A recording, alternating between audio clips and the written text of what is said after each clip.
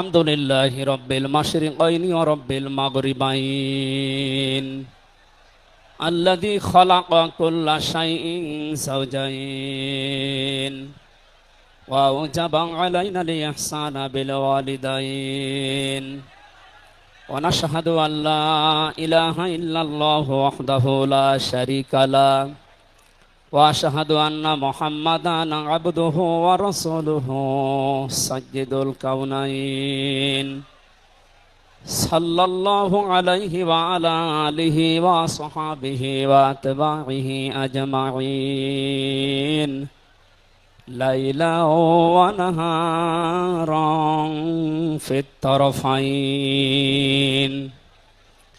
فقد قال الله تعالى في كلامه المجيد وبرهانه التوحيد জবান খুলে পড়েন আউযু বিল্লাহি মিনাশ শাইতানির রাজিম বিসমিল্লাহির রহমানির রহিম লাকাদ কানা লাকুম ফি রাসূলিল্লাহি উসওয়াতুন হাসানাহ হাসানাতুল লিমান কানা ইয়ারজুল্লাহা ওয়াল ইয়াউমাল আখিরা وذكر الله كثيرا صدقت يا ربنا عن أبي هريرة رضي الله تعالى عنه قال قال النبي صلى الله عليه وسلم من مات ولم يخزو ولم يحدث به نفسه مات على شعبة من النفاق رواه مسلم وقال تعالى في شان حبيبي إن الله وملائكته يصلون على النبي يا أيها الذين آمنوا صلوا عليه وسلموا تسليما اللهم صل على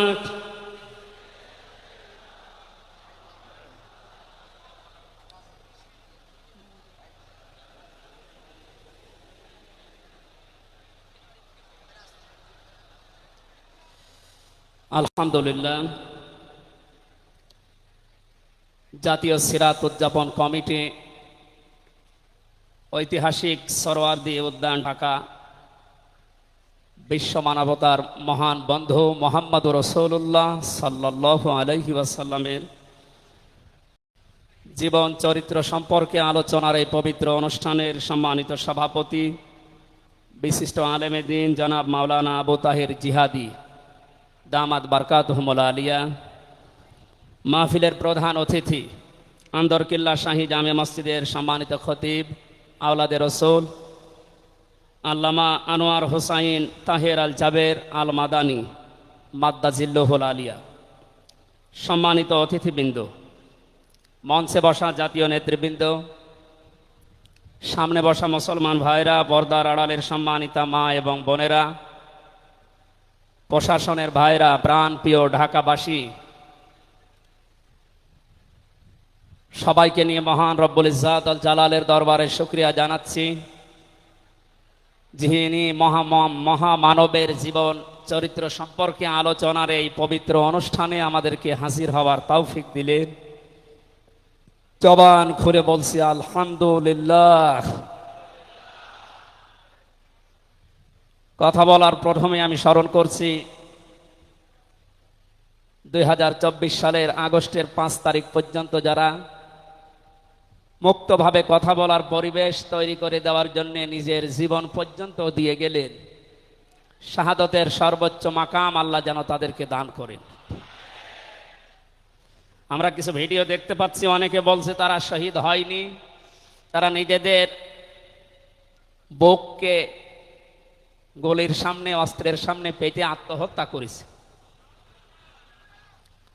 তারা কাদের কাছ থেকে কি পেয়ে কি খেয়ে কথা বলছেন আমি জানি না। কোরআনে কারিমে আল্লাহ তাআলা ১৫০০ বছর আগে জানিয়েছে।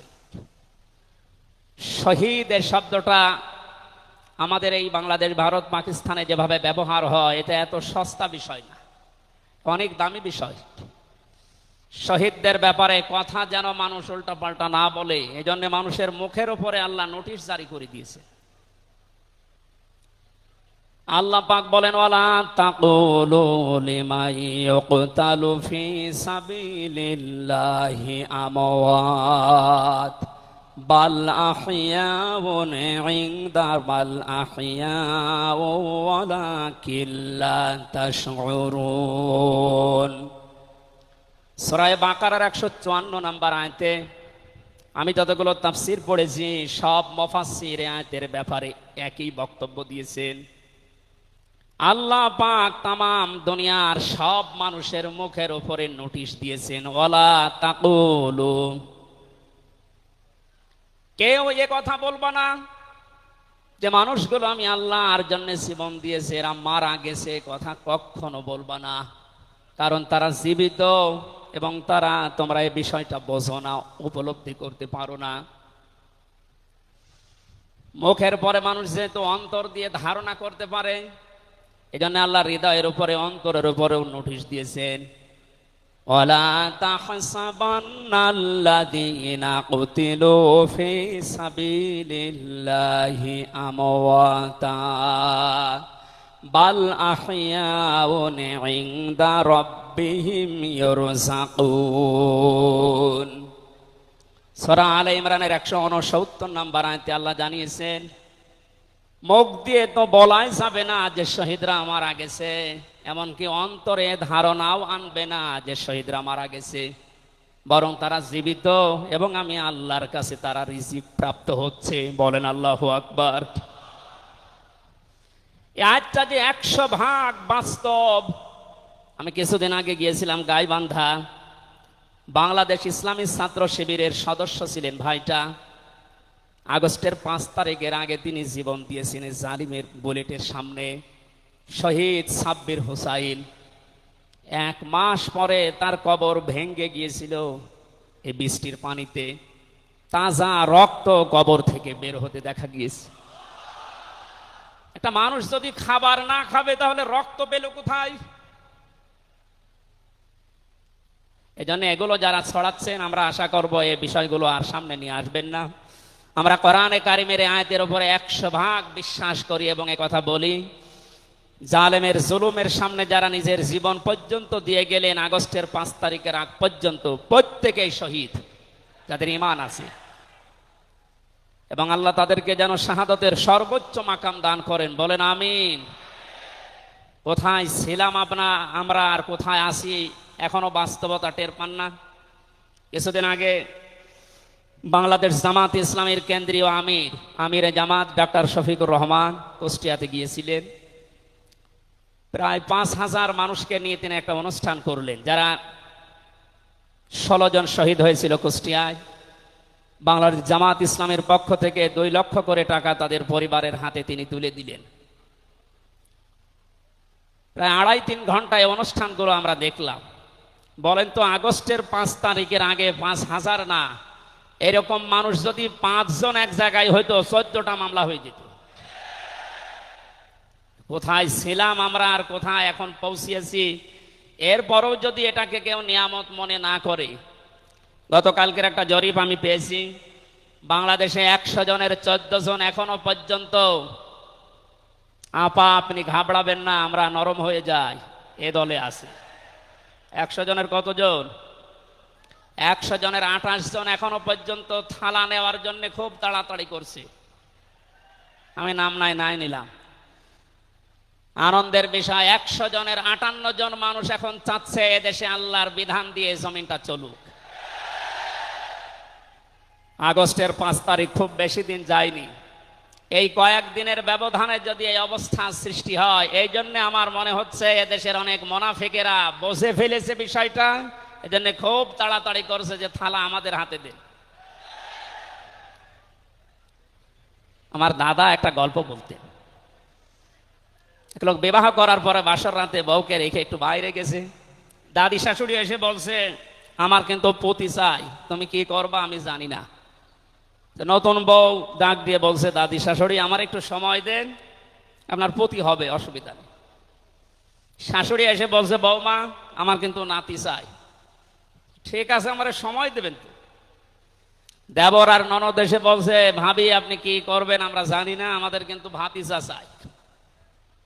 কিছুক্ষণ পরে স্বামী এসে বলছে, বউ তুমি কি করবা আমরা জানি না, আমার বেবি চাই। বউ মাথা উঁচু করে বলছে, তোমরা কি সব পাগলের বংশ? আমার এখনো কিছুই হয়নি, এরপরে 10 মাস 10 দিন সময় লাগবে, তারপরে কারো বেবি চাই, কারো ভাতিজা চাই, কারো নাতি চাই, সব হবে। আমারে তো সময় দেবেন নাকি? 15.5 বছরে যে জঞ্জাল তৈরি হয়ে আছে, 1-1.5 মাসে পরিষ্কার করা সম্ভব? আপনি কি মনে করেন? যারাই দায়িত্ব পেয়েছে ছাত্র জনতার হাত থেকে, দেশের মানুষের হাত থেকে, তাদেরকে তো একটু সময় দেবেন নাকি? কুষ্টিয়াতে বাংলাদেশ জামাতে ইসলামের শ্রদ্ধাভাজন আমির উনি সাংবাদিকদের জানিয়েছেন, আমরা সম্মানজনক এবং যুক্তিপূর্ণ সময় তাদেরকে দিতে চাই, যেন দিনের ভোট আর রাতে না হয়। কথা বলেন না কেন? সুতরাং সম্মানজনক সময় নিয়ে তারা ঠিক ব্যবস্থা করবে। যারা খুব তাড়াতাড়ি করছেন, 10 মাস 10 দিন সময় দেবেন না, এমনিতেই বেবি অনেকে ফ্লাক্সি লোড করে নিয়ে আসবে বাড়ি থেকে। সুতরাং আমরা চাচ্ছি, সংস্কার যখন আরম্ভ হয়েছে দেশে, 1628টা চেয়ার আছে এই দেশের মেন চেয়ার, এই চেয়ার না, যিনি পালিয়েছে তার চেয়ার থেকে শুরু করে এদেশের ওসি সাহেবের চেয়ার পর্যন্ত আপনি গণনা করবেন, 1628টা চেয়ার হয়। আমরা চাই খুব তাড়াতাড়ি যারা দায়িত্বে আছেন এই 1628টা চেয়ার যেন খুব তাড়াতাড়ি পরিবর্তন করা হয়, কারণ এগুলো সব ওই জালেমদের দোষ। এগুলো পাল্টিয়ে বৈষম্যের শিকার হয়ে 15.5 বছর যারা ওএসডি হয়েছিলেন, যারা নিজেদের চেয়ার পর্যন্ত পৌঁছাতে পারে নাই, আমরা চাই তাদেরকে এই সমস্ত জায়গাগুলোতে দেওয়া হোক। জালেমদেরকে আল্লাহ হেদায়েত দেয় না, তার বাস্তব প্রমাণ কালকের একটা কল রেকর্ড। একজনের জন্মদিন নাকি গোপালগঞ্জে পালন করতে দেয়নি এক ওসি সাহেব, এই জন্য বাইরের দেশ থেকে তাকে হুমকি দিচ্ছে যে তার নাম লিস্ট করে রাখো, আমি যদি কোনোদিন আসি তার খবর করব। আমি কথাটা শোনার পরে মিলালাম, আল্লাহু লা ইয়াহদিল কওমাজ জালিমিন। আল্লাহ যে ইহদি দিয়েছেন মোজারে, বর্তমান ভবিষ্যৎ, প্রেজেন্ট ফিউচার, আল্লাহ তাআলা জানিয়েছেন যে আমি জালেমদেরকে হেদায়েত দিচ্ছি না, দেবও না। কালকের কল রেকর্ড শোনার পরে আমার মনে হচ্ছে ওনার কপালে হেদায়েত নেই এবং আল্লাহ দেবেও না। নয়তো এত কিছু হওয়ার পরেও এই লোকটা হুমকি দিতে পারে, আপনার বিশ্বাস হয়? হেদায়েত চাই না, কারণ আমরা হেদায়েত চাইলেও আল্লাহ দেবেন না। জালেমদের হেদায়েত দেবেন না, আল্লাহ নিজে জানিয়েছেন, কারণ জালেমদের বিরুদ্ধে মামলা দায়ের করবে আল্লাহ নিজে। এটা আমি বানালাম। সূরা শূরা 25 নম্বর পারা 6 নম্বর পৃষ্ঠার 13 নম্বর লাইনের 42 নম্বর আয়াতে আছে, ইন্নামাস সাবিলু আলাল্লাযিনা ইয়াজলিমুনান নাস ইলা আখির আয়া। আল্লাহ পাক বলেন, অবশ্যই আমি আল্লাহ নিজে মামলা দায়ের করব, কেস করব, অভিযোগ দাখিল করব তাদের বিরুদ্ধে যারা মানুষ হয়ে মানুষের বিরুদ্ধে জুলুম করে। আল্লাহ ইয়াজলিমুন আল মুসলিমুনা দেননি, যে মুসলমানদের উপরে যারা জুলুম করে, ইয়াজলিমুনা নাস দিয়েছেন, যারা মানুষের উপরে জুলুম করে, অত্যাচার করে। এরা আমির হামজার মামলার আসামি না, এরা সরাসরি আল্লাহর মামলার আসামি। 1628 জন যারাই ছিলেন, আর আপনারা কিন্তু বাংলাদেশের কারো মামলার আসামি না, সবাই এখন আল্লাহর মামলার আসামি। মামলার বাদী যত বড় হয়, মামলা তত কঠিন হয় এবং জামিন পাওয়াও তত কঠিন হয়। আপনারা জানেন আমি 3টি বছর জেলে ছিলাম। আমার যে মামলা ছিল, আমার মনে হয় যদি সাজাও লাগিয়ে দিত সর্বোচ্চ 3 মাস, কিন্তু মামলার বাদী যেহেতু একেবারে আল্লাহর ওলি, এই জন্যে বহুবার মামলা সিএমএম কোর্ট, জজ কোর্ট, হাইকোর্টে ওঠার পরও বলে না, হবে না। এই কয়েকদিন আগে মামলা আমার সব খারিজ হয়ে গেছে। আমি মনে করলাম মাননীয় আদালতকে প্রশ্ন করি যে আমার এই মামলা তো আপনার কাছে 3 বছর ছিল, এতদিন তো কিছুই করেননি, হঠাৎ এখন বলছেন কোনো দোষ নেই, সব বেকসুর খালাস করে দিলাম। মামলাটা হাতে নিয়ে উনি বলছে এর ভেতরে তো কোনো মাল ম্যাটারেস নেই, কি দিয়ে বিচার করব, সব বাদ দিয়ে দিলাম। তো এতদিন এই কথা বললে তো আমার 3 বছর ছেলে থাকা লাগে না। উনি এইটাই বলতো যে হুজুর আমার হাত বাঁধা ছিল। কি বাঁধা ছিল? এখন যেহেতু হাত খোলা, ন্যায় বিচার করতে পারছেন, আমরা চাই এদেশে যত চেয়ার আছে সব হাত যেন আবু সাইদের মতো এভাবে খোলা থাকে। এভাবে হাত খোলা চান না? কিয়ামতের আগে কোন জালেম এদেশের চেয়ারে আর আসতে পারবে না ইনশাআল্লাহ। সতর্ক থাকা লাগবে আমাদের। এজন্য যারা তাড়াহুড়া করছেন আপনারা একটু শান্ত হন, আগে 10 মাস 10 দিন সময় দেন, বাসর হোক। কথা বলেন না কেন? আমি আর নিচে নামলাম না। আল্লাহ আপনাদেরকে সম্মতি দান করুন, আমিন। দরুদ আর সালাম পড়ছি আমাদের নবী মুহাম্মদ রাসূলুল্লাহ সাল্লাল্লাহু আলাইহি ওয়াসাল্লামের প্রতি। আজকে সেই বিকাল 3টা থেকে শুরু করে রাত 9টা পর্যন্ত এদেশের পতিত দশা আলেমদের মুখে, ইসলামিক চিন্তাবিদদের মুখে এবং জাতীয় নেতৃবৃন্দের মুখে আপনারা নবীর সিরাত সম্পর্কে বিভিন্ন কথা শুনতেছেন। আমি লাইভ দেখছিলাম। আমার আজকের আলোচনার বিষয় রাসূল সাল্লাল্লাহু আলাইহি ওয়াসাল্লাম কেন একমাত্র আদর্শ। এই পয়েন্টের উপরে কোরআন শরীফ থেকে, হাদিস থেকে আমি 18টা পয়েন্ট বের করেছি। খুব সংক্ষেপে এর উপরে আপনাদের সামনে কথা উপস্থাপন করার চেষ্টা চালাবো ইনশাআল্লাহ। ওমা তাওফীকি ইল্লা বিল্লাহ। জবান খুলে কোরআনের এই সোনালী আয়াতটা একটু পড়েন। আউযু বিল্লাহি মিনাশ শাইতানির রাজিম। বিসমিল্লাহির রহমানির রহিম। লাকাদ কানা লাকুম ফি রাসূলিল্লাহি উসওয়াতুন হাসানাহ। সাদাকতা ইয়া রাব্বানা। সূরা আহজাব 21 নম্বর আয়াতের প্রথম অংশ আমরা তেলাওয়াত করলাম।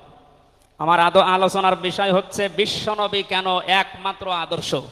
এই পৃথিবীতে বহু মানুষকে আমরা আদর্শের সৈনিক হওয়ার ঘোষণা দিতে শুনি, তারা স্লোগান পর্যন্ত দেয় আমরা সবাই অমক সেনা, ভয় করি না বুলেট বোমা। আজকের আলোচনার পর এটা ক্লিয়ার হবে, বিশ্বনবী বাদ দিয়ে অন্য কারো আদর্শের সেনার ঘোষণা যদি কেউ দেয়, এ মারা গেলে নবীর সুপারিশ থেকে বঞ্চিত ও চির জাহান্নামী। আমরা যেহেতু মানুষ এবং আমরা মুসলিম, আমরা জাহান্নামে যেতে চাই না। এই ছোট্ট ভুলের কারণে এই ভুলটা আজকে শুধরিয়ে নেব ইনশাআল্লাহ। সূরা আহজাব কোন সূরা বলেন তো? এটা ক্লাস চলছে, ছাত্রের মতো জবাব দেবে। আহজাব শব্দের শাব্দিক অর্থ দল সমূহ। এর এক বচনে হচ্ছে হিজবুন। হিজবুন মানে দল। পৃথিবীতে দল আছে 2টা। প্রশ্ন আসতে পারে বাংলাদেশে প্রায় 73টার উপরে দল, আর দল 2টা মানে? হ্যাঁ, দল একটা হচ্ছে আল্লাহর দল, একটা হচ্ছে শয়তানের দল। আমরা সামনে বিস্তারিত ওই 2টা দলের উপরে কথা বলবো ইনশাআল্লাহ। দল করা লাগবে এই ঘোষণা আমির হামজার না আল্লাহর? এই শব্দটা শুনলে অনেকে মানধাত আমলের দিকে নিয়ে যায়। আপনি আলেম মানুষ, হুজুর মানুষ, ইমাম সাহেব মানুষ, আপনি দল দাঁড়িয়ে এগুলো করবেন কেন? কোরআনে কারিমের যদি কেউ একটা আয়াত অবিশ্বাস করে, আর ইমান থাকার কথা। আল্লাহ পাক বলেন ওয়ালতাকুম মিনকুম উম্মাতুন, তোমাদের ভেতরে অবশ্যই একটা দল থাকতেই হবে। তাহলে দল এই শব্দটা কোরআনে আছে না নেই? দল এই বাংলায় নেই, কিন্তু উম্মাতুন এর শব্দ তো আছে। আমি সেই দিন গাইবান্ধায় ওই দিন আলোচনা করার পরে একজন মুসলিম হয়েছিল, জিজ্ঞাসা করলাম। পরবর্তীতে ওই দিন আলোচনার বিষয় ছিল ভোট। উনি শিক্ষিত মানুষ, আমারে জিজ্ঞাসা করছে আপনি ভোট এই শব্দ নিয়ে আসলেন, কোরআনে হাদিসে এই শব্দ আছে? এটা তো আরবি। হ্যাঁ আছে।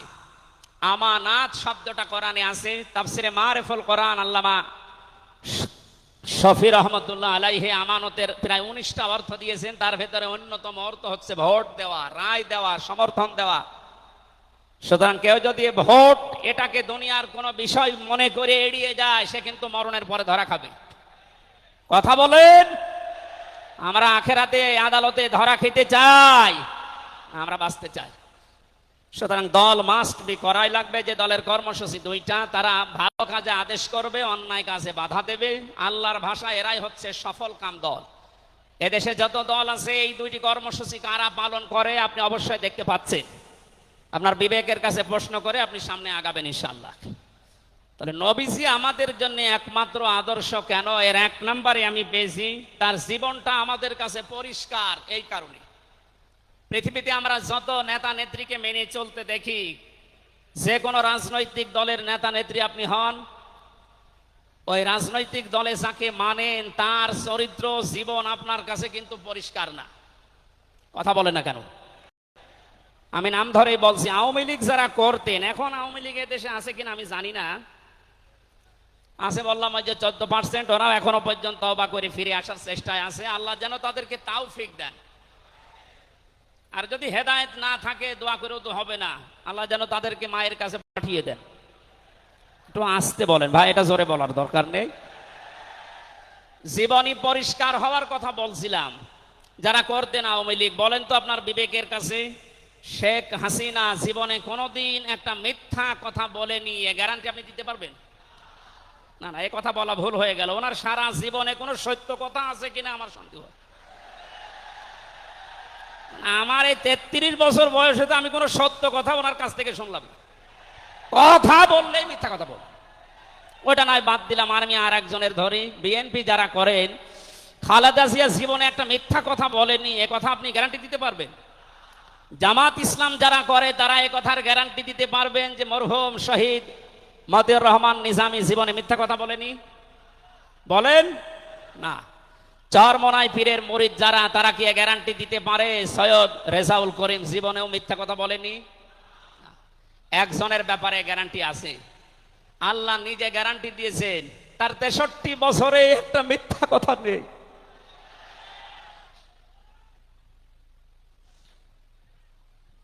এই জন্য বিশ্বনামে আমাদের একমাত্র আদর্শ হওয়ার কারণ এই যে জীবনে 63 বছরে একটাও মিথ্যা কথা বলেননি। জোরে বলেন আল্লাহু আকবার।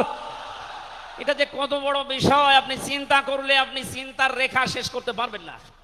আমাদের দিনের ভেতরে 24 ঘন্টায় কত মিথ্যা আসে, আর তার পুরা 63 বছরের জীবনে একটা মিথ্যা কথা তিনি বলেননি। 2 নম্বরে পেয়েছি আমি, তিনি উন্নত চরিত্রের অধিকারী ছিলেন। এমন চরিত্র আল্লাহ তাকে দিয়েছিলেন। আমি 3 জন নবীর নাম পেয়েছি, আল্লাহর নামের সাথে তাদের নাম আল্লাহ মিলিয়ে দিয়েছেন। হযরত ইসমাঈল আলাইহিস সালামকে আল্লাহ ডাক দিয়েছিলেন গোলামিন হালিম, আমার সহনশীল বান্দা। হযরত ইসহাক নবীকে আল্লাহ বলেছিলেন গোলামিন আলিম, আমার জ্ঞানী বান্দা।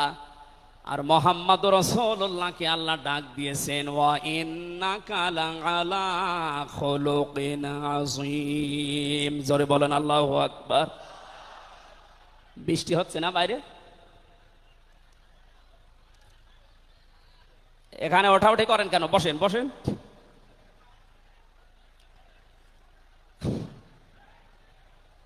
এই কোরআনের আলোচনার ভেতরে কথা বললে কিন্তু গুনাহ হবে ভাই, কথা বলা যাবে না। কষ্ট হলে ওইভাবে থাকেন, কথা বলবেন না। 3 নম্বরে পেয়েছি আমি সূরা ইউনূসের 58 নম্বর আয়াতে আল্লাহ তাআলা জানিয়েছেন বিশ্ব নবী তোমাদের জন্য একমাত্র আদর্শ হওয়ার কারণ তিনি শ্রেষ্ঠ সম্পদ। কুল বিফাদলিল্লাহি ওয়া বিরহমাতিহি ফাবিযালিকা ফালিয়াফরাহু হুয়া খায়রুম মিম্মা ইয়াজমাউন। নবী আপনি বলুন, তাম দুনিয়ার মানুষেরা যা গেইন করে, যা অ্যাচিভ করে, যা অর্জন করে, যা কিছু পেয়ে আনন্দে আছে,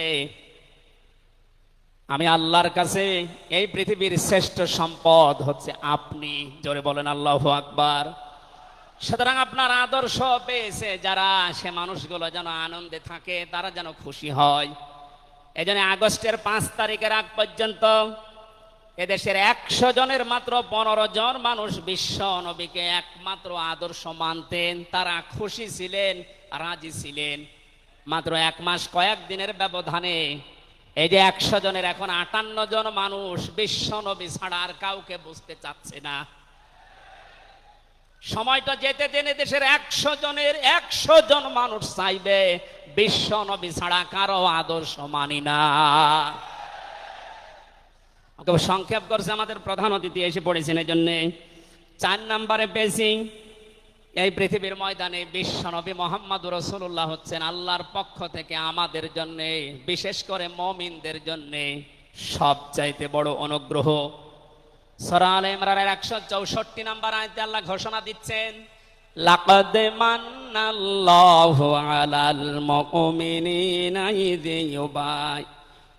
লাকাদ মান্নাল্লাহু আলাল মুমিনিনা ইয বাআসা ফীহিম রাসূলা ইলা আখির আয়া। অবশ্যই মুমিনদের জন্য এই পৃথিবীর ময়দানে বিশ্বনবী মুহাম্মদুর রাসূলুল্লাহ আল্লাহর পক্ষ থেকে একটা অনুগ্রহ। আমরা এক একটা আয়াতের ভেতরে বিভিন্ন তাফসীর অনুযায়ী যত কথা আল্লাহ জানিয়েছেন নবীর সম্পর্কে, প্রচন্ড গরম, আপনাদের কষ্ট হবে যেন আমি খুব সামারাইজ করছি। 6 নম্বরে পৃথিবীর ময়দানে বিশ্বনবী একমাত্র আদর্শ হওয়ার পেছনে কারণ এই, তিনি গোটা জাহানের জন্য ছিলেন একমাত্র রহমত। সূরা আম্বিয়ার 107 নম্বর আয়াতে আল্লাহ এই ঘোষণা দিয়েছেন, ওমা আরসালনাকা ইল্লা রাহমাতাল লিল আলামিন। বলেন আল্লাহু আকবার। আল্লাহ আলম বলেন না যে শুধু পৃথিবীর জন্য, আলামিন যত জগৎ আল্লাহ বাজিয়েছেন আর যত জগতে আল্লাহর যত সৃষ্টি আছে, এতানাজ্জালুল আমরু বাইনাহুন্না, প্রতিটি জগতে ওই সৃষ্টি অনুযায়ী আল্লাহর বিধিবিধান নাজিল হচ্ছে। যেখানেই যেই সৃষ্টি আছে প্রত্যেকটা সৃষ্টির জন্য মুহাম্মদুর রাসূলুল্লাহ হচ্ছেন আল্লাহর পক্ষ থেকে রহমত। বলেন সুবহানাল্লাহ। সেই রহমতকে হযরতে হালিমাতুস সাদিয়া চিনেছিলেন। কোলে নেওয়া থেকে শুরু করে বাড়ি পর্যন্ত যেখানে নিয়ে গেছেন, সিরাত ইবনে হিশাম বলছে সব জায়গায় হালিমাতুস সাদিয়া বিশ্ব নবীর মাধ্যমে আল্লাহর রহমত পেয়েছিলেন। সিরাত বিশ্বকোষের ভেতরে পেয়েছি আল্লাহর নবীকে হযরতে হালিমাতুস সাদিয়া যেদিন কোলে তুলে নিলেন, হযরতে হালিমা বলেন আমার স্তনে দুধ ছিল না। মুহাম্মদুর রাসূলুল্লাহকে কোলে নেওয়ার সঙ্গে সঙ্গে আমার স্তন দুইটাই দুধে পরিপূর্ণ হয়ে গেছে। আমি ডান স্তন তাকে দিলাম, তিনি পান করলেন।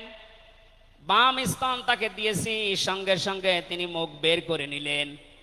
হযরতে হালিমা বলেন আমি একবার, দুইবার, 3 বার মুহাম্মদুর রাসূলুল্লাহর মুখে আমার স্তন দিয়েছিলাম। 3 বারই মুহাম্মদ সাল্লাল্লাহু আলাইহি সাল্লাম স্তন থেকে মুখ বের করে নিয়েছেন। চোখের ইশারা দিয়ে যেন আমাকে বসাতে চাই, মা হালিমা জোর করেন কেন? ডান স্তন এটা আমার অধিকার ছিল, আমি পান করেছি। বাম স্তন এটা আমার অধিকার না, আমি জানি আপনার একটা সন্তান আছে, তার নাম আব্দুল্লাহ, এটা আমার দুধ ভাই আব্দুল্লাহর অধিকার। ও মা হালিমা, পৃথিবীতে আমি ভাইয়ের হক নষ্ট করার জন্য আসি না, এসেছি ভাইয়ের হক ফিরিয়ে দেওয়ার জন্য।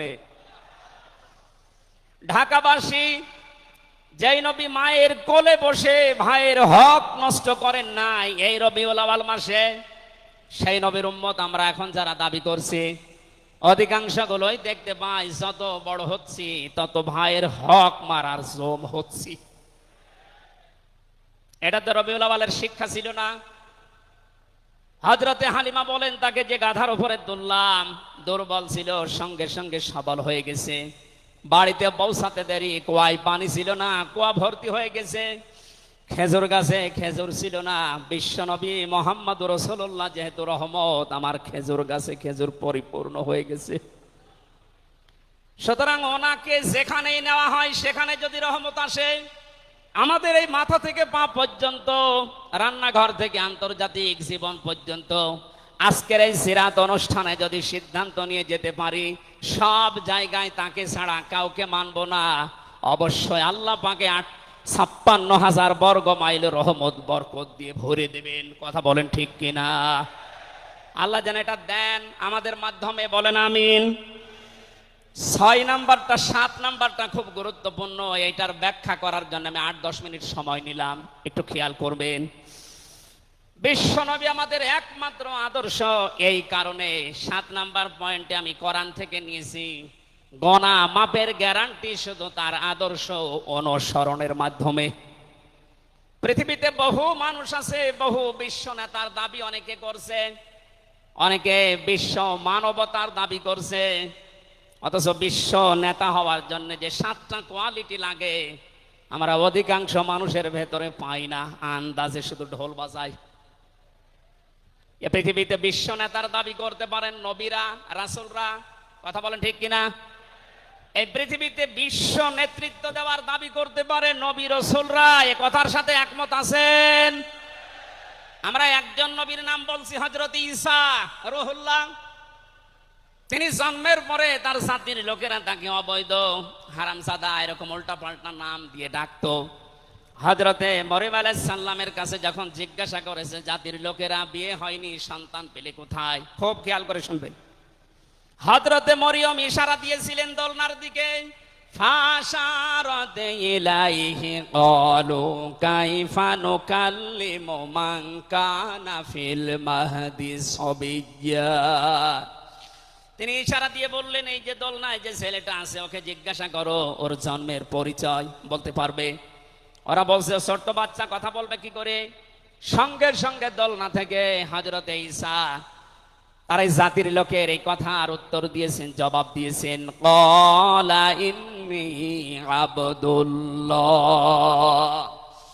আতানিয়াল কিতাবা ওয়া জাআলানি নাবিয়্যা ওয়া জাআলানি মুবারাকান আইনামা কুনতু ওয়া আওসানি বিস-সালাতি ওয়াজ-যাকাতি মা দুমতু হাইয়্যা। বলেন আল্লাহু আকবার। দোলনা থেকে হযরত ঈসা বললেন, আমি অবৈধ সন্তান না, আমি জারজ না, আমি আল্লাহর বান্দা। আল্লাহ পাক আমাকে জামানায় নবী করে পাঠিয়েছেন এবং আমাকে সামনে কিতাব দেবেন। আমাকে তিনি ওসিয়ত করেছেন, আদেশ দিয়েছেন আমি যেন সালাত আদায় করি, যাকাত আদায় করি যতদিন আমি জীবিত আছি। আমার মা আর বাবার সাথে, মায়ের সাথে যেন আমি ভালো ব্যবহার করি। এখানে কয়েকটা পয়েন্টের দিকে তাকান। হযরতে ঈসা তিনি নিজের পরিচয় দিতে গিয়ে প্রথমে বললেন, আমি আব্দুল্লাহ, আল্লাহর বান্দা। আল্লাহ আমাকে জামানার নবী করে পাঠিয়েছেন এবং কিতাব সামনে আমাকে দেবেন। আজ পৃথিবীর ময়দানে যারা বিশ্ব নেতা হওয়ার কথা জানায়, যাদেরকে দাবি করা হয়, দেখেন তো এ মানুষগুলোর বাবা এক ধর্মের, মা আর এক ধর্মের। জন্ম আপনার আগে বৈধ হওয়া লাগবে, এরপরে বিশ্ব নেতা। যে 7টা পয়েন্ট আছে আয়াতের তাফসিরে, অত জোরে বলার দরকার নেই, আপনি বুঝলেই হবে। বিশ্ব নেতা হওয়ার জন্য প্রথম কোয়ালিটি থাকবে, আপনার জন্ম হওয়া লাগবে বৈধ। এ পৃথিবীর প্রত্যেকটা নবীর জন্ম ছিল বৈধ, কোন নবী অবৈধ না, কথা বলেন। অথচ এখন অনেককে এমন দাবি করে আকাশে তোলা হচ্ছে যার মা এক ধর্মের, বাবা আর এক ধর্মের। আমি বাকি 6টা নাই বললাম। ঢাকাবাসী, এবার আসেন তো সূরা আলে ইমরানের 131 নম্বর আয়াতের এই ব্যাখ্যাটা বলার জন্য আমি এই আশপাশে যাচ্ছিলাম। বিশ্ব নবীকে অনুসরণ করলে জীবনের গোনা মাপের গ্যারান্টি দিয়েছেন কে? এতদিন আয়াত যেভাবে শুনেছেন ওইভাবে না, যেহেতু এখন ডিজিটাল যুগ, ডিজিটাল কায়দায় শোনা লাগবে। কুল ইন কুনতুম তুহিব্বুনাল্লাহা ফাত্তাবিউনি ইউহিব্বুকুমুল্লাহ ওয়া ইয়াগফির লাকুম যুনুবাকুম আল্লাহু গফুরুর রহিম।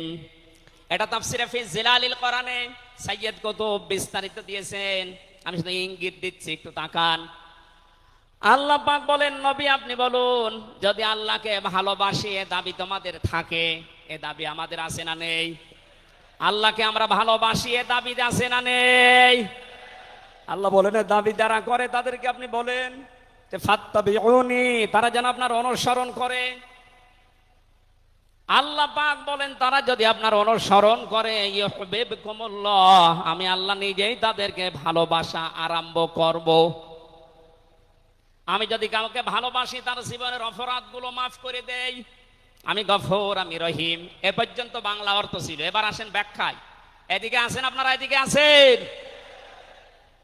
ফাত্তাবিউনি, আমার অনুসরণ করো, আমাকে দেখে দেখে চলো। এখন এই অনুসরণ করা লাগবে কি নবীজির জীবনের আংশিক না পূর্ণাঙ্গ? আরো জোরে বলেন, আংশিক না পূর্ণাঙ্গ? আব্দুল্লাহ ইবনে উবাইয়ের দিকে তাকান, এই লোকটা অনুসরণ করেছিল কিন্তু আংশিক। এই জন্য মুনাফিকের সর্দার হয়ে মারা গেছে। কথা বলেন ঠিক কিনা?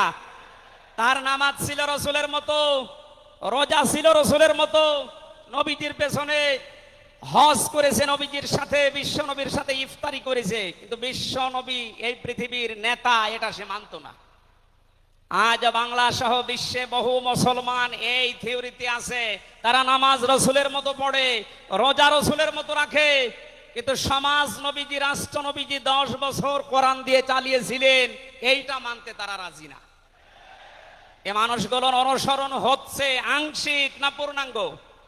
সুতরাং আংশিক অনুসরণ করলে আল্লাহ কি আপনাকে ভালোবাসা আরম্ভ করবে? না। ইহবিব এটা মোজারে, বর্তমান, ভবিষ্যৎ, প্রেজেন্ট, ফিউচার। যখন আপনি পূর্ণাঙ্গ অনুসরণ করার জন্য দাড়ি থেকে, মাথা থেকে শুরু করে পা পর্যন্ত, রান্নাঘর থেকে শুরু করে আন্তর্জাতিক জীবন পর্যন্ত সব জায়গায় বিশ্ব নবীকে অনুসরণের সিদ্ধান্ত নিয়ে নেমে পড়বেন, আল্লাহ তখন ভালোবাসা আরম্ভ করবে। আয়াত অনুযায়ী এদেশে এখনো যারা পূর্ণাঙ্গ অনুসরণ আরম্ভ করেননি, একটু নিজের দিকে তাকিয়ে ভাবেন তো। আপনি 14 বার হজ করতে পারেন, 24 বছর রোজা রাখতে পারেন, প্রতিদিন 72 রাকাত নামাজ পড়তে পারেন নফল, কিন্তু এখনো পর্যন্ত আল্লাহর ভালোবাসা আপনি পাওয়া শুরু করেন। এ কথা বুঝে এসেছে? সুতরাং আমাদের অনুসরণ হবে কি আংশিক না পূর্ণাঙ্গ? আরো জোরে বলেন। নবীজির মতো নামাজ পড়া যেমন, বিশ্ব নবীর মতো রাষ্ট্র চালাতেও হবে ওই রকম। নবীজি জানিয়েছেন, মান মাতা ওয়ালাম ইয়াখযু ওয়ালাম ইউহাদ্দিস বিহি নাফসাহু মাতা আলা শুবাতিন মিনান নিফাক। যে লোকটা মরে গেল কিন্তু তার এই চিন্তা ভাবনা ছিল না যে জমিন আল্লাহর কোরআন দিয়ে চলুক, এই লোকটা মুনাফিক হয়ে মরবে, কেউ তাকে বাঁচাতে পারবে না। অথচ এই হাদিসটা সামনে নিয়ে বাংলাদেশে আমরা এখনো অনেককে নামাজ পড়া, রোজা রাখা, দাড়ি রাখা, জুব্বা গায়ে দেওয়া মানুষকেও মুনাফিক হয়ে মরার সম্ভাবনা দেখতে পাচ্ছি। কথা বলে ঠিক কিনা? সুতরাং আমরা চাই নবীজি যেভাবে নামাজ পড়েছিলেন, বিশ্ব নবী যেভাবে রাষ্ট্র চালিয়েছিলেন, ওইভাবে আমাদের এই দেশটাও 10 বছর চলুক। আমিরে জামাত ডাক্তার শফিকুর রহমান কয়েকদিন আগে ঘোষণা দিয়েছেন, 15 বছর লাগবে না, মাত্র 10টা বছর আমাদের হাতে দেন, আমরা গ্যারান্টি দিতে পারি এই দেশের মানুষকে। 9টা পয়েন্ট ওখানে উনি দিয়েছেন, সবগুলোর বাস্তবায়ন করে এই 16 কোটি মানুষকে উনি দেখাবেন। এটাকে আজ অনেকে রাজনীতি মনে করে উল্টাপাল্টা দিকে নিয়ে যাচ্ছেন। আমার বিশ্ববিদ্যালয়ে থাকাকালীন এক দুষ্টু বন্ধু ছিল, 10 বছর নবী কোরআন দিয়ে রাষ্ট্র চালিয়ে বলতে পেরেছিলেন, খায়রুল কুরুনি করনি, আমার যুগ শ্রেষ্ঠ যুগ। আমাদের দেশটা 53 বছর স্বাধীন হয়েছে, 1 বছরও কোরআন দিয়ে চলেছে। এই জন্য তো কোনো জিনিস নিরাপদ না। আমার ছোট দাদা উনি বলছিলেন যে হজে যাওয়ার পরে দেখি একটা ঘড়ি পড়ে আছে, মোবাইল ঘড়ি। চিন্তা করলাম নেব না, মনের ভেতরে ভয়, যদি ধরা পড়ে যায় তাহলে তো মানুষ, এদেশে তো ধরা পড়লে আবার হাত কেটে দেবে, দেশে যাওয়ার পরে মানুষ বলবে হাজী সাহেব চোর। এই ভয়তে নিলাম না। কি করি, অতক্ষণ দাঁড়িয়ে থেকে কেউ নেয়ও না, কারো পায়ের নিচে পড়ে আবার নষ্ট হয়ে যাবে, তুলে নিলাম এদিক ওদিকে তাকিয়ে। হারানো জিনিস যেখানে জমা দেয় ওই জায়গায় জমা দিলাম। ওনারে জিজ্ঞাসা করলাম, ভাই মোবাইলের দাম কেমন হবে? উনি আমারে বলছে, ইয়া হাজিউল হজ্জা তাই না বেলা দোকা, হে হাজি দেশ কোথায়? দাদা বলে, জি তুমি বাংলাদেশ। বাংলাদেশ থেকে এসেছি। আপনার বাংলাদেশের টাকার মান অনুযায়ী এই ঘড়ি মোবাইলের এটা দাম হবে 72,000 টাকা। কত? 72,000 টাকার মোবাইল পড়ে আছে, ঘড়ি কেউ নিচ্ছে না, এদেশে থাকবে? বলেন। সাধারণ মানুষের কাছে থাকা দূরের কথা, দরবেশের কাছে থাকবে 36,000 কোটি টাকা। আমার মনে হয় আমার 33 বছরের জীবনে গণনা করে শেষ করতে পারবো না। পদ্মা সেতু আর একটা বানিয়ে এখনো 4,000 কোটি টাকা রাষ্ট্রে থেকে যেত। কথা বলেন। দরবেশ যদি এই করে, যেগুলো ধরবেশ ওগুলোর চরিত্র কি বলেন? এই জন্য এই বন্ধুটা আমারে বলছিল, আমি রামজা, আমি কুষ্টিয়া থেকে যাচ্ছিলাম ঢাকাতে, একটা নর্মাল কোচে চড়ে হঠাৎ আমার পেটে গন্ডগোল। সিরাজগঞ্জ রোড পার হওয়ার পর ড্রাইভারকে বললাম যে ভাই একটু দাঁড়ান, আমি নেমে যাব, আমার পেটে গন্ডগোল। ড্রাইভার বলছে গাড়ি থামবে না, একেবারে জায়গা মতো থামবে। আপনার যদি বেশি অসুবিধা হয় তো পেছনে সিট খালি আসে, বসে বসে আল্লাহ আল্লাহ করেন। ও বলছে আমার পেটে গন্ডগোল, কি আল্লাহ আল্লাহ থামে? পেছনে যে দেখি কয়েকটা সিট খালি পড়ে আছে, ওই যে পলিথিন দেয় বমি করার জন্য, একটা নিলাম, 2 সিটের মাঝে বসে ওই কাজ করলাম। চিন্তা করলাম এটা যদি রেখে চলে যায় তাহলে আমার তো বদনাম হয়ে যাবে। পকেট থেকে একটা সাদা রুমাল ছিল, ওইটা বের করলাম, টাইট করে বাঁধলাম, পেছনের জালানা খুলে ফেলে দেব। আল্লাহর ইশারা পেছনে আসছিল মোটরসাইকেলওয়ালা, পড়বে কি পড়বে একেবারে মোটরসাইকেলের সামনে। ও বলছে জালনা দিয়ে তাকিয়ে আছি, দেখলাম মোটরসাইকেলওয়ালা এদিকে ওদিকে তাকিয়ে, ও মনে করছে নতুন রুমালে থপ করে পড়লো কি। এ রুমাল যখন নতুন, ভেতরের জিনিসও মনে হয় নতুনই হবে। ও বলে তুলে নিল, ও বাড়ি যে টের পাবে যে কোন নতুন জিনিস। এই জন্য বলছে হামজা, আমাদের দেশে পায়খানা পর্যন্ত নিরাপদে নেই, এর বাস্তব প্রমাণ আমারটা। অথচ আমির জামাত গ্যারান্টি দিয়েছেন চুরি থাকবে না, শুধু পায়খানা না, 36,000 কোটি না, 36 পয়সাও চুরি হবে না। 10 বছরের জন্য ছেড়ে দেন দেশটা। আপনারা ওনার সাথে একমত কিনা?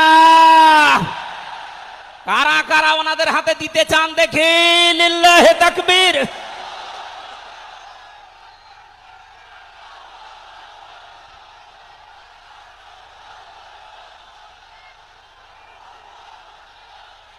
আলহামদুলিল্লাহ ভাই, এটা রেকর্ড হচ্ছে, এটা শুধু এই সামিয়ানার নিচে নেই, 18 কোটি মানুষ শুনতেছে। যারা এই ময়দানের থেকে হাত তোলা দেখে তারাও হাত তুলেছে।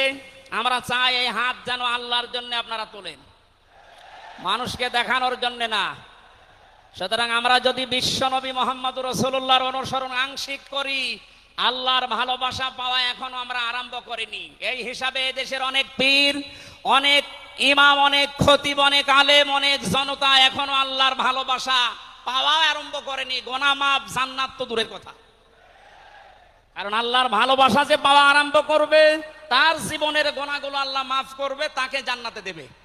সুতরাং রাসূলুল্লাহ আমাদের একমাত্র আদর্শ হওয়ার কারণেই তাকে অনুসরণ করলে এই গ্যারান্টি পাওয়া যায় যে জীবনের গুনাহ আল্লাহ মাফ করে দেন। জোরে বলেন সুবহানাল্লাহ। 9 নম্বরে পেয়েছি, বিশ্ব নবীর সাথে কেউ যদি বিয়াদবি করে তাহলে সে ধ্বংস হয়ে যাবে। আপনি তাকান, তার আপন চাচা আবু লাহাব, এটা যদি সিরাতুন নবী মাহফিল, আমাদের ঢাকাতে এগুলো হয়তো নেই, এগুলো চট্টগ্রাম আর সিলেট বিভাগে বেশি পাওয়া যায়।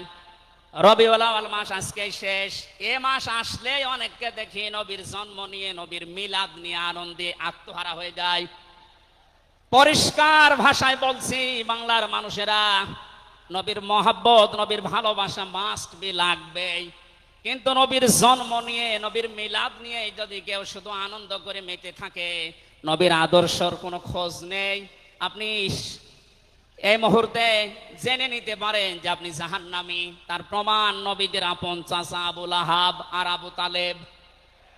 এই 2 জন চাচা নবীর আদর্শ পেয়ে খুশি ছিল না, তারা নবীর জন্ম পেয়ে খুশি ছিল। নবীর মিলাদে, নবীর জন্মে তারা এত খুশি হয়েছিল, আবু লাহাব নিজের কাজের মেয়েকে পর্যন্ত আজাদ করে দিয়েছিল। আবু তালিব নিজের সন্তান হযরতে আলীকেও কাছে রাখতো না। আল্লাহর নবীর জন্মে লোকটা এত বেশি খুশি হয়েছিল, যতদিন পর্যন্ত তার আন্ডারে ছিল নবীজি, ততদিন নিজের ছেলে বাদ দিয়ে বিশ্ব নবীকে কাছে রেখে ঘুমাতো। অথচ তাদের পুরা 2 জনের জীবন আমি পড়ে দেখেছি। 2 জন চাচা, বিশ্ব নবী মুহাম্মদ রাসূলুল্লাহর 2 জন চাচা শুধু নবীর জন্ম মিলাদ নিয়ে আনন্দে ছিল, আদর্শ পেয়ে তারা আনন্দ করে নাই, মেনে নেয় নাই। এই জন্য 2 জনেই জাহান্নামী। বলেন নাউজুবিল্লাহ। সিস্টেম অপর পৃষ্ঠায় দেখুন, আরো 2 জন চাচার নাম আমরা জানি, হযরতে হামজা, হযরতে আব্বাস রাদিয়াল্লাহু তাআলা আনহুমা। এই 2 জন চাচা শুধু নবীর জন্মে মিলাদে খুশি ছিলেন না, তারা নবীর আদর্শ পেয়ে খুশি হয়েছিলেন, এই জন্য দুইজনে জান্নাতি। বলেন সুবহানাল্লাহ। হযরতে হামজা হযরতে আব্বাস যে জান্নাতে গেছে কোনো সন্দেহ আছে?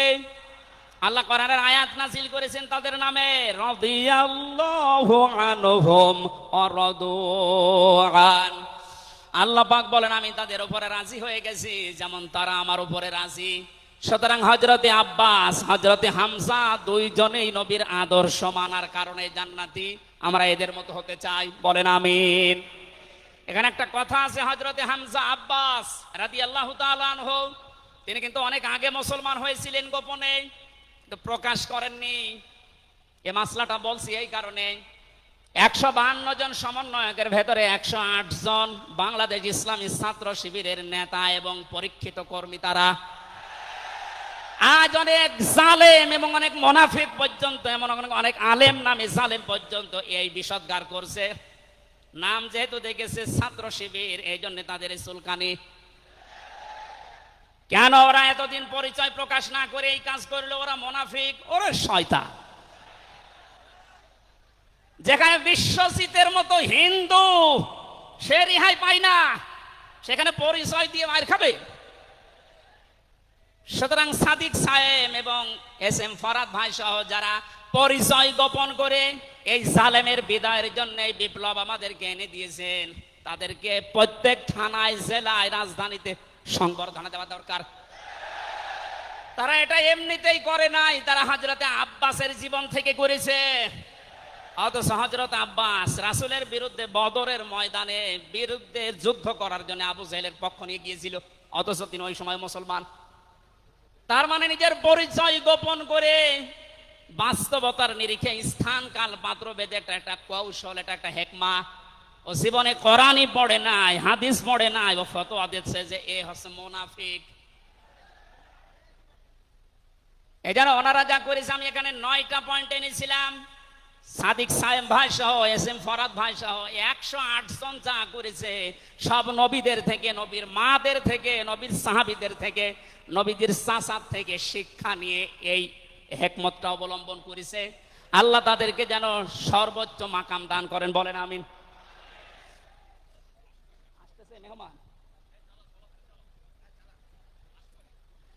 বেয়াদবি করলে যে মানুষের জীবন ধ্বংস হয়ে যায়, রাসূলের সাথে তার প্রমাণ পেয়েছি নবীর চাচা আবু লাহাবের জীবন থেকে।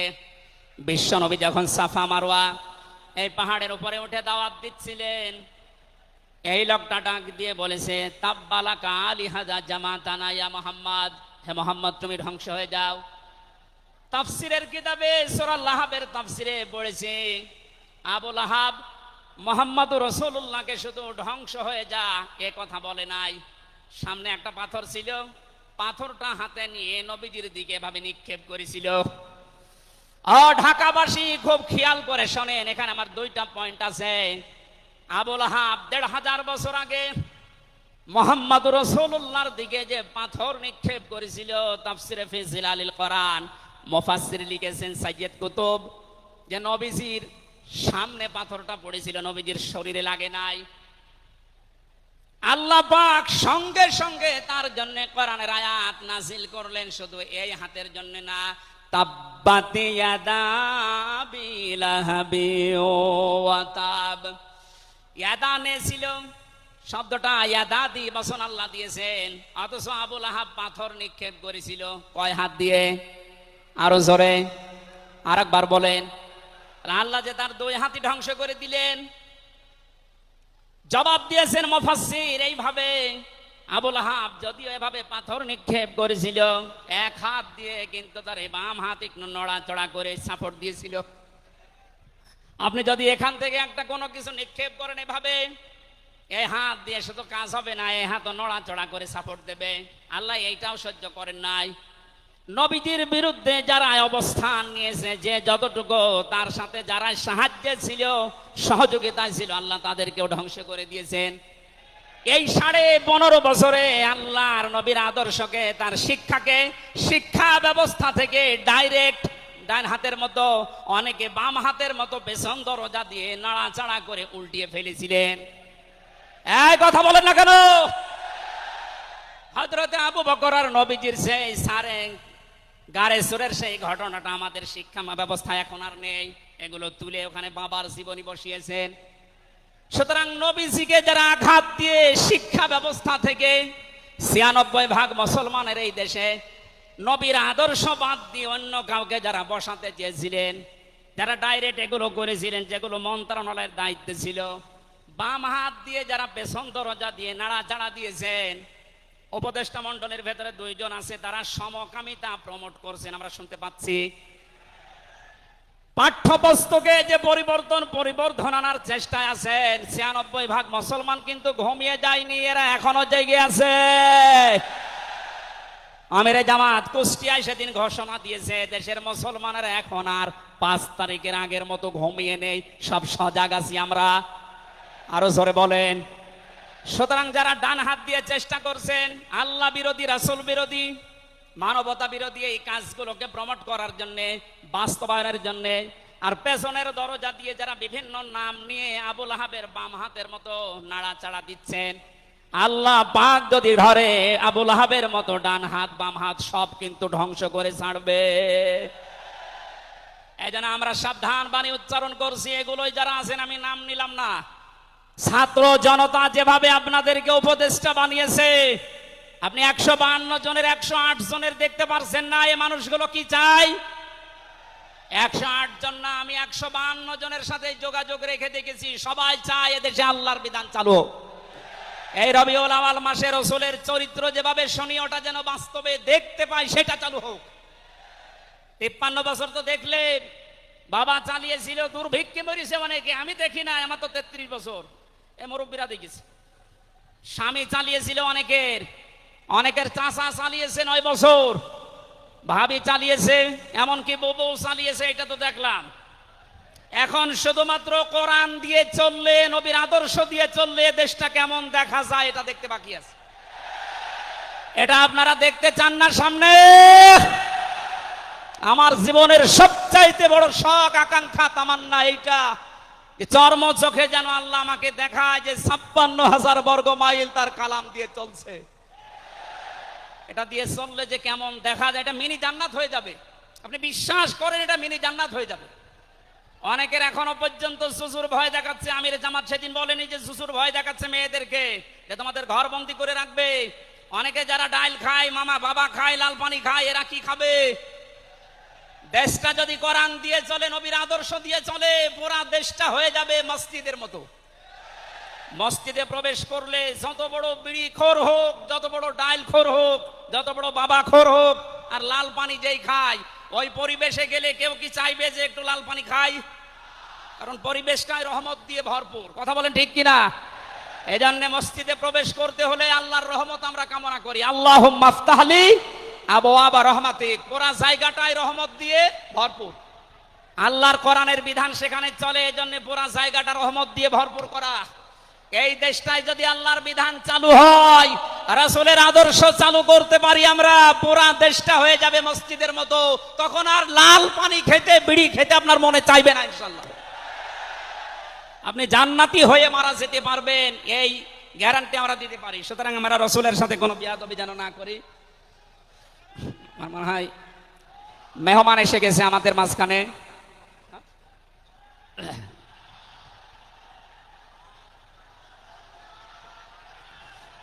লিল্লাহি তাকবীর। আওলাদে রাসূলের আগমন, আওলাদে রাসূলের আগমন।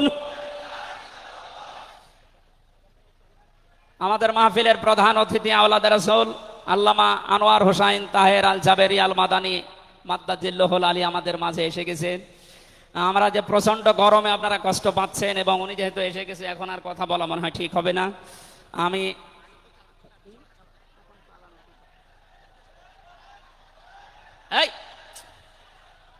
এখানে যা বসা আছে সব আমার উস্তাদের উস্তাদ। এই জন্য আমি কথা বলতে চান, পয়েন্টগুলো শেষ করছি। 10 নম্বরে পেয়েছি তিনি শরীয়ত প্রণেতা, হ্যাঁ বললে হালাল, না বললে হারাম, সুতরাং তার সম্মান অনেক বেশি। 11 নম্বরে তিনি ছিলেন দাঈ ইলাল্লাহ, তিনি ডাকতেন শুধুমাত্র আল্লাহর দিকে। কার দিকে? আমি একটা পয়েন্ট এখানে বলি, খুব খেয়াল করে শুনবেন। সূরা হামিম সেজদার 33 নম্বর আয়াতটা এতদিন যেভাবে শুনেছেন ওইভাবে না, একটু ভালো করে খেয়াল করে শোনেন। আল্লাহ পাক বলেন, ওমান আহসানু কাওলাম মিম্মান দাআ ইলাল্লাহি ওয়া আমিলা সালিহান ওয়া ক্বালা ইন্নানি মিনাল মুসলিমিন।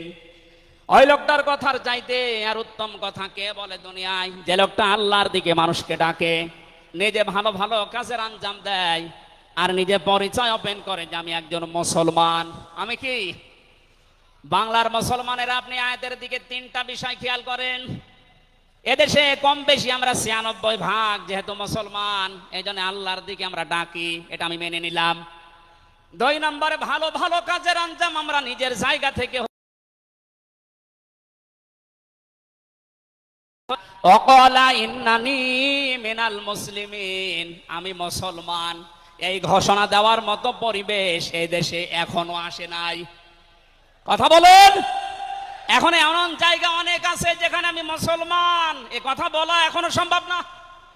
সুতরাং আয়াতের 3 নাম্বার, এটা যদি বাস্তব এই চর্মচোখে দেখতে চান যে আমি মুসলমান, এই পরিচয় দিয়ে আমি এই পৃথিবীতে টিকে থাকতে চাই, তাহলে এই দেশটা কোরআনের হাতে দেওয়া লাগবে, মাস্ট বি। কথা বলেন ঠিক কিনা? সুতরাং আমাদের এখন থেকে ডাক হবে কোনো পীরের দিকে না, কোনো বাবার দিকে না, আমাদের একমাত্র ডাক হবে আল্লাহর দিকে। জোরে বলেন আমিন। 12 নম্বরে বেশি তিনি যুদ্ধবন্দীদের সাথে এমন ভালো আচরণ করতেন। ইয়ামামার একজনের নাম পড়লাম হাদিসের পাতায়, বিগ লিডার ছিলেন এই লোকটা, সামামা ইবনে ওয়াসাল রাদিয়াল্লাহু তাআলা আনহু। বদরের ময়দানে তিনি ধরা পড়লেন, সাহাবীরা তাকে বেঁধে রেখেছে মসজিদের ভেতরে খুঁটির সাথে। নবীজি এসে বললেন, সামামা কেমন লাগে তোমার, কি আচরণ আমার কাছে আশা করো? লোকটা বলে, মুহাম্মদ সাল্লাল্লাহু আলাইহি সাল্লাম, আপনি আমাকে মেরেও ফেলতে পারেন, ছেড়েও দিতে পারেন।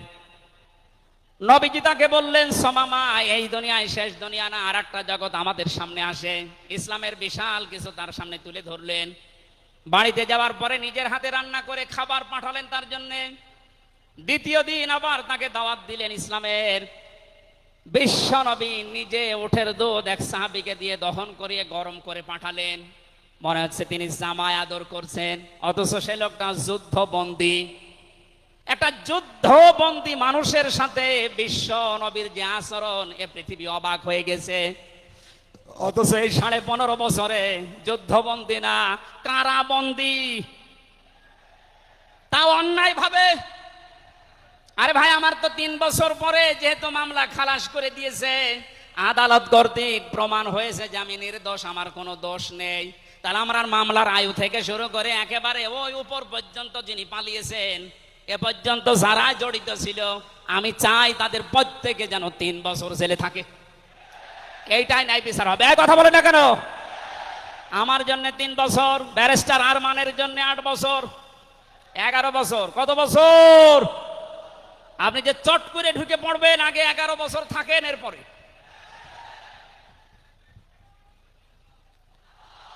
সুতরাং বাস্তবতা এইটাই। শত্রুদের সাথে তিনি যুদ্ধবন্দীদের সাথে কি আচরণ করলেন, আর আমরা অন্যায় ভাবে কারাবন্দীদের সাথে। আমি তো অন্যেরটা জানি না, নিজেরটার সাথে বলছি। এই যে মুরব্বী মানুষ বসে আছে, মাওলানা রফিকুল ইসলাম খান, এই মুরব্বীর পায়ে বেড়ি দিয়ে, হাতে হ্যান্ডকাপ দিয়ে, মাথায় দড়ি দিয়ে মনে হচ্ছে গরু টেনে নিয়ে যাচ্ছে। আমার 11 ঘন্টা টাঙিয়ে রেখেছিল, অথচ নিজেরাই বলছিল যে আপনার কোনো দোষ নেই, আমরা জানি। তো দোষ নেই, আমরা ধরে রেখেছেন কেন, ছেড়ে দেন। বলে না, উপরের নির্দেশ। কোথায় পৌঁছিয়েছিল দেশটা? আর তারা এই রবিউল আউয়াল আসলে একদিন ছুটি দিত নবীর জন্মদিন পালন করার জন্য। নবীর আদর্শের কোনো খোঁজ খবর তাদের কাছে নেই। এই সামামা ইবনে ওয়াসাল নবীজির আচরণ দেখে শেষ পর্যন্ত বাপদাদার ধর্ম ত্যাগ করে ইসলাম কবুল করেছিলেন। এই 15 বছর যদি এরকম কিছু দেখাতে পারতেন, লাখের উপরে মানুষ জেল খাটতেছে। আমার মনে হয় 100 জনের 70 জন মানুষ এই দেশে জেল খাটে, কিচ্ছু জানে না। বিশেষ করে 15.5 বছর এই মানুষগুলো আপনার দলে অন্তত না আসলেও আপনার জন্য দোয়া করতো। এরপরে আমি পেয়েছি বিশ্ব নবীকে একমাত্র আদর্শ হওয়ার কারণ তিনি শত্রুদের সাথে এমন আচরণ দেখিয়েছিলেন, পৃথিবীতে ইতিহাস হয়ে আছে। তাইফে তিনি দোয়া করেছিলেন, আল্লাহুম্মা হাদি কওমি ফাইন্নাহুম লা ইয়ালামুন। 14 নম্বরে বেশি তিনি নবী এবং রসুলদের নেতা ছিলেন। 15 নম্বরে ছিল তার বক্ষ ছিল উন্মুক্ত। 16 নম্বরে বেশি তিনি ছিলেন লাইট বা আলো। 17 নম্বরে তিনি ছিলেন স্নেহময় মমতাময়। 18 নম্বরে তিনি ছিলেন কমল হৃদয়ের অধিকারী। এক একটা শব্দের ভেতরে লক্ষ লক্ষ কথা আল্লাহ লুকিয়ে রেখেছেন। রাসূলের জীবনে 1 ঘন্টা 1.5 ঘন্টায় না, কিয়ামত পর্যন্ত যদি কেউ আলোচনা করে, আমি 31টা বিষয় সাজিয়েছি এক একটা পাঠ অনুযায়ী। সুতরাং এরকম যদি শুরু হয় তো 31 দিন একাধারে লাগার কথা আমার এই ক্ষুদ্র জ্ঞানে। যারা আরো বড় বড় আলেম এখানে বসে আছে, কিয়ামত পর্যন্ত আলোচনা শুনবেন, করবেন। আমাদের নবী আজিম খুলুকিন আজিম, কোনোদিন শেষ হবে না ইনশাআল্লাহ। সুতরাং নবীজি আমাদের একমাত্র আদর্শ, এটাই ফাইনাল, তাকে ছাড়া আমরা কাউকে মানি না। ওদার আহ্বান জানাচ্ছি তাকে আদর্শ গ্রহণ করার জন্য। আমিন। বারাকাল্লাহু লানা ওয়া লাকুম ফিল কোরআনিল আযীম। এখন আমাদের সামনে